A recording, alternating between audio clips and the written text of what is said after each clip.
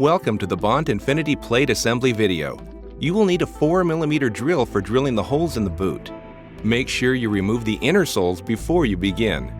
If you have Bont boots, they will have the center lines pre-marked. If you have another brand of boot, you may need to use calipers to find the center of the boot and mark a line. Find the widest part of the boot at the ball of the foot and make a mark.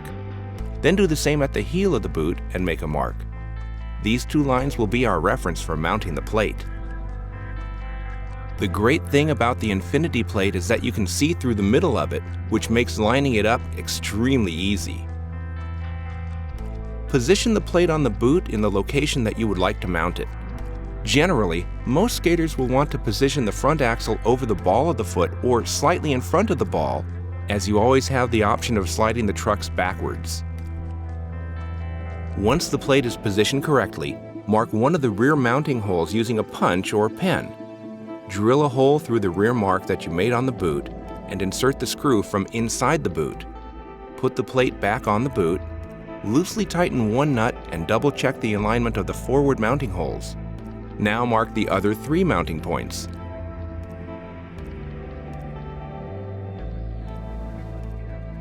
Drill the remaining 3 holes, reinsert the 2 metal studs, and attach the plate.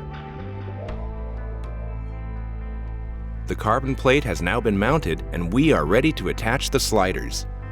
Make sure the internal tooth washer is inserted and insert the steel Allen bolt or you will kick yourself later.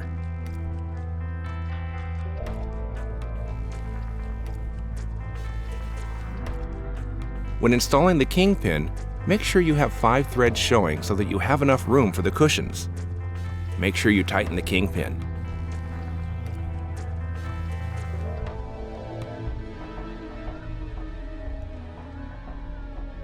Install the washer cup and the bottom barrel cushion. This one looks like a barrel. Time to install the truck. The most important thing to note is that the truck also has an internal locking nut, so make sure that it is installed. This washer has teeth on it that grab onto the bottom surface of the truck.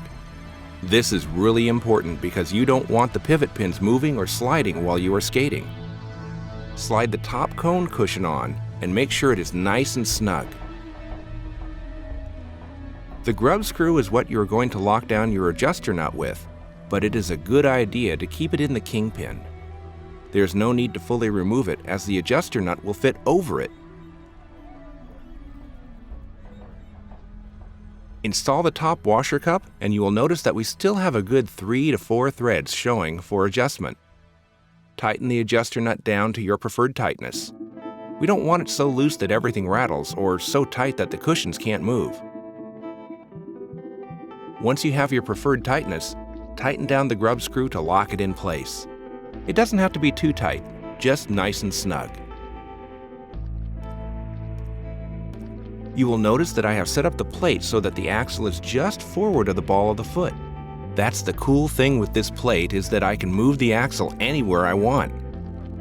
There is a reference line on the side of the slider that lines up with the marks on the carbon, so you can play around with the sliders and use the lines as a reference.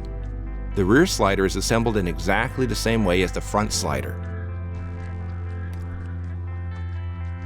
The final thing we want to make sure of is the adjustment of the pivot pin locking nuts. We don't want to have them completely loose, as you will notice that there is a lot of play in there, and that's not good as it puts torque on the kingpin. We want to make sure that they are snug and that they just touch the bottom so that there is no more movement. If they are too tight, they will push the truck out, and that's not what we want as it will put too much pressure on the cushions. So make sure that they are nice and snug so that there is no movement, and we will use the locking screw to hold it in place. Make sure it doesn't move, and we will do the same thing to the front. It should be snug, and then lock it in place.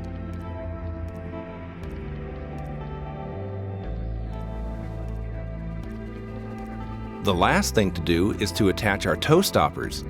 The Infinity toe stopper has a triangle shape, and you want to make sure that the wider part is towards the front.